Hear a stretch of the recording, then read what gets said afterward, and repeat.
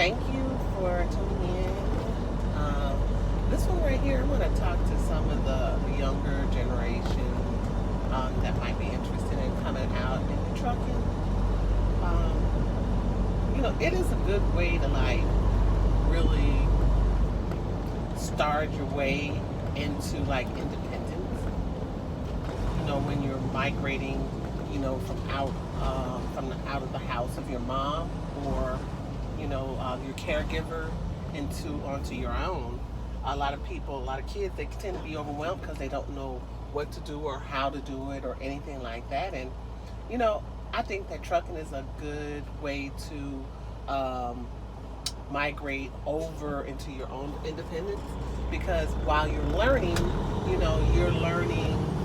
you're set up with an experienced trucker who can teach you how to, the ins and outs of OTR driving and things of that nature. You have the backing of a company who is investing their money into your education, which is a lot safer than doing it on your own. And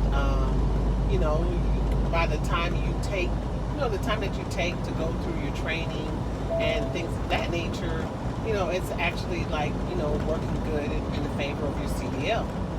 Now, what you want to do after that is up to you. If you want to continue on as a company driver with the company, or if you want to branch out and go into owner operations and leasing, or going on ahead and getting your own authority and making your own money, making your own way. And that way you're becoming more independent, and you can go and buy all those little things that you wanted to do. And it only takes maybe I'd say a 6 to 8 month commitment.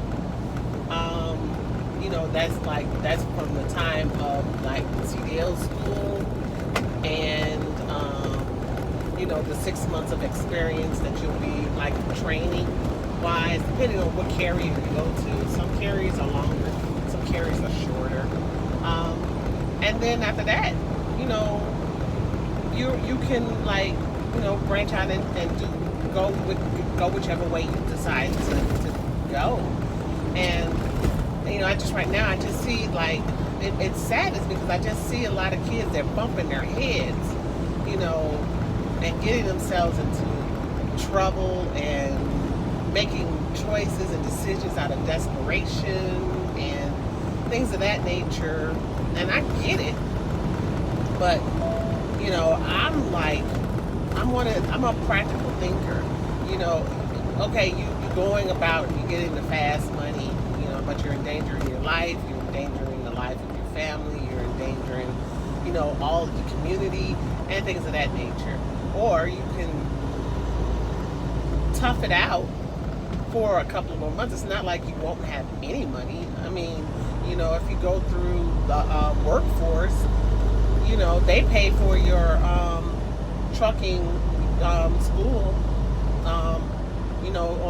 on their dime, and you could still be home and going, to school, or you can just go and sign on with a carrier and go to school from there. And at least you'll be on you'll be on a truck, you'll be in their facilities, you'll be in their hotels. If you don't have any place to go, they take care of all of that. When you decide to come in, they will make sure that you have everything you need.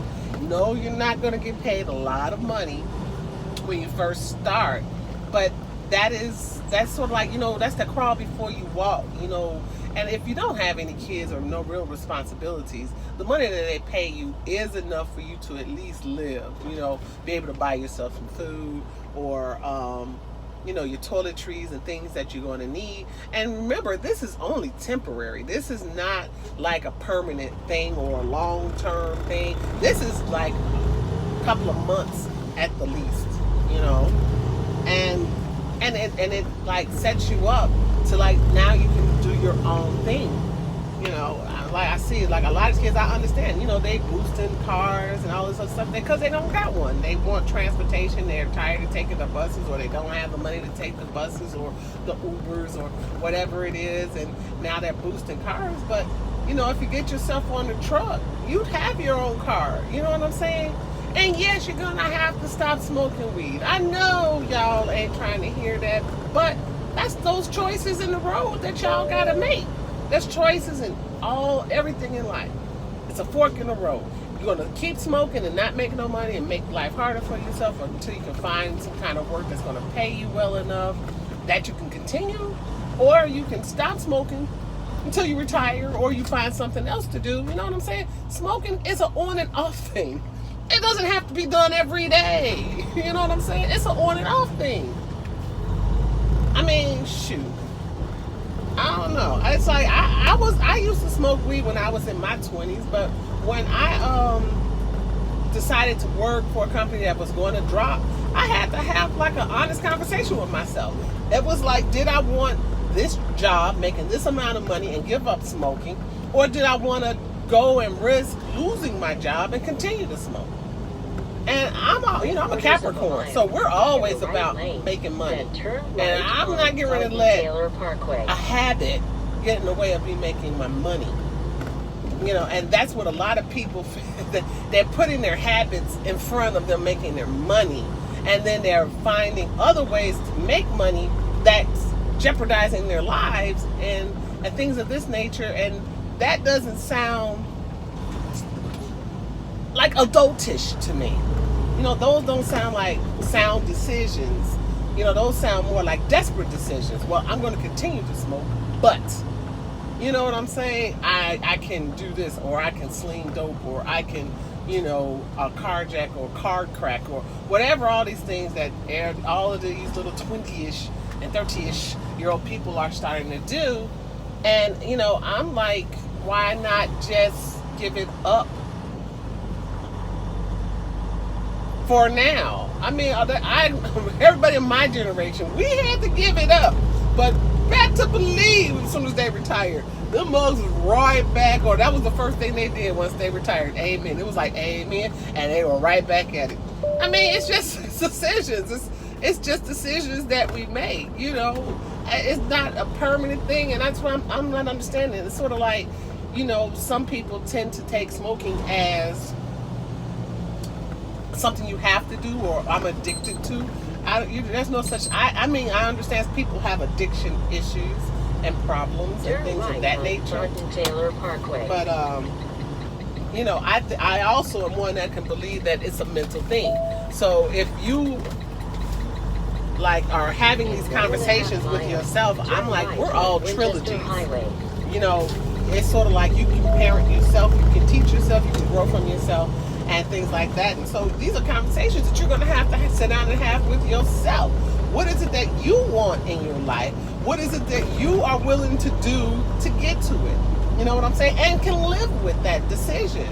And and that's the thing. That's like an adult thing to do. Is you can lie to whoever you want to lie to, but you can't never lie to yourself, because you're the one who's always seeing it. You are the God in your life, because you're seeing everything that you're doing. And that's what I'm like trying to help the younger generation understand, is you control your own destiny.